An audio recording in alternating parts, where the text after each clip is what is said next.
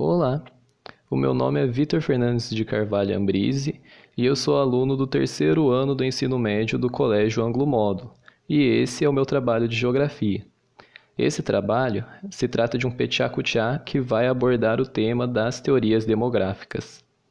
Atualmente, devido ao nosso crescimento populacional, a população mundial absoluta gira em torno de 7 bilhões de pessoas.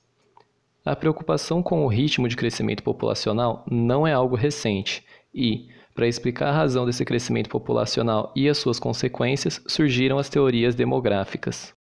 A teoria malthusiana foi formulada por Thomas Robert Malthus no final do século XVIII e propunha um desequilíbrio intenso entre o crescimento populacional e a produção de alimento. Para ele, o crescimento populacional se dá em progressão geométrica, enquanto a produção de alimentos em progressão aritmética, gerando assim um grande descompasso. Seguindo a proposta de Malthus, no final de um período de apenas 2 séculos, o crescimento da população teria sido 28 vezes maior do que o crescimento da produção de alimentos. Dessa forma, a partir de determinado momento, não existiriam alimentos para todos os habitantes da Terra. Assim, chegaríamos em uma situação catastrófica. Para Malthus, a solução para esse descompasso era o controle da natalidade. A sua teoria defendia a sujeição moral, onde a própria população deveria adotar uma postura de privação voluntária dos desejos sexuais e o planejamento familiar, assim reduzindo a natalidade e equilibrando o crescimento demográfico. Na atualidade, essa teoria é considerada ultrapassada e muito criticada. Em nenhum momento, alguma população cresceu conforme o cálculo de Malthus, e os críticos afirmam que não se elimina a falta de alimentos diminuindo o número de nascimentos, e sim redistribuindo a riqueza produzida no mundo. Baseada nos pensamentos de Malthus, a teoria neomalthusiana aconteceu após a Primeira Guerra Mundial e só se firmou após a Segunda. Ela aconteceu em função de uma explosão demográfica ocorrida nos países subdesenvolvidos, onde a taxa de mortalidade caiu muito e a natalidade se manteve a mesma. Os teóricos neomalthusianos analisam essa aceleração populacional por uma ótica alarmista e catastrófica. Para eles, esse grande número populacional ocasiona a pobreza, enquanto agrava a pobreza que já existe nos países subdesenvolvidos. Para suas propostas, a teoria segue a mesma linha das propostas de Malthus, de uma forma ainda mais rigorosa, incluindo a participação governamental. Fala pela adoção de políticas visando o controle da natalidade, como a denominação do planejamento familiar e a difusão do uso de anticoncepcionais e métodos contraceptivos. Hoje sabemos que essa teoria é falha, porque temos o exemplo dos Estados Unidos, onde a sua população, que é uma dos maiores do mundo, não acarreta em pobreza para esse país. Porém, até hoje algumas entidades mundiais como a ONU, a FMI ou a Unicef realmente aplicam medidas neomalthusianas em países subdesenvolvidos.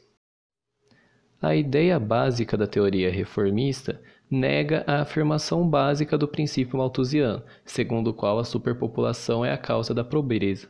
Para os reformistas, a pobreza que gera a superpopulação também é chamada de teoria marxista.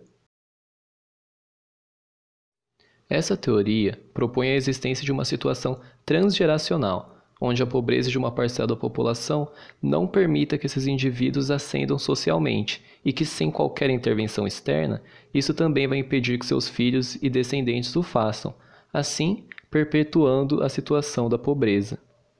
Para essa teoria, se não houvesse pobreza, as pessoas teriam acesso à educação, saúde, higiene, entre outros recursos básicos, o que naturalmente regularia o crescimento populacional.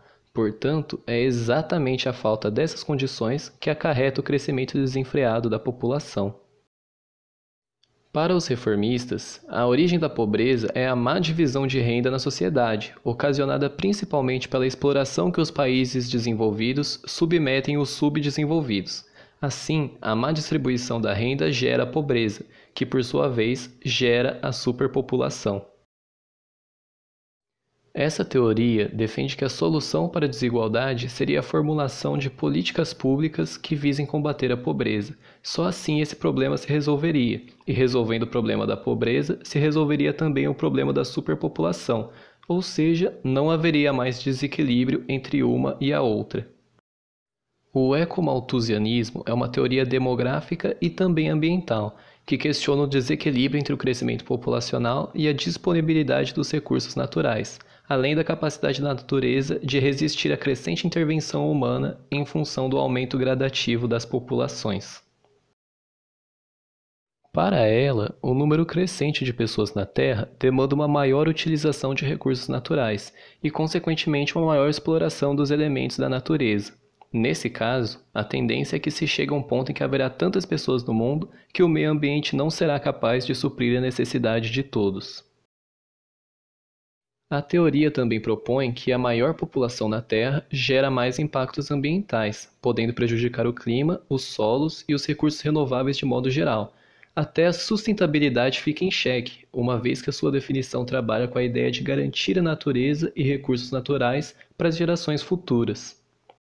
Essa teoria foi considerada ultrapassada, visto que não é o número total da população que causa a degradação da natureza, e sim o aumento do consumo pela mesma.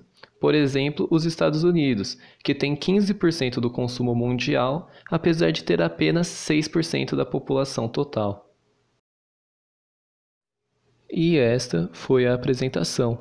Muito obrigado por ter acompanhado ela até o final. Nesse último slide, seguem todas as referências que foram usadas para a elaboração desse trabalho. Muito obrigado por ter assistido.